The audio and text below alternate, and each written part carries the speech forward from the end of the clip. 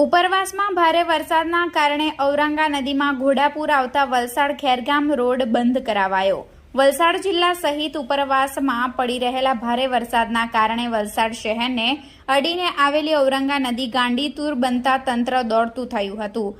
ભારે વરસાદને પગલે વલસાડના કૈલાસ રોડ પર આવેલા ઔરંગા નદીનો પુલ સુરક્ષાના ધ્યાનમાં રાખીને તંત્ર અને વલસાડ પોલીસ દ્વારા બેરિકેડ લગાવી અવરજવર માટે બંધ કરાવ્યો હતો। સાથે જ વલસાડ શહેરના નીચાણવાળા વિસ્તારોમાં રહેતા લોકોને એલર્ટ કરાયા હતા।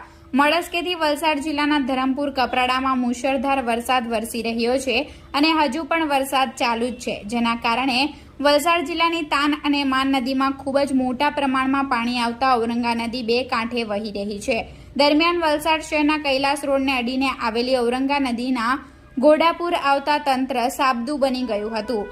ઔરંગા નદી બે કાંઠે વહેતા વલસાડ શહેરના નીચાણવાળા વિસ્તારોમાં સૌને એલર્ટ કરી દેવાયા હતા। ખાસ કરીને પાણીનું પ્રમાણ વધે તો સ્થળાંતર કરવા માટેની તૈયારીઓ કરી દેવાઈ હતી।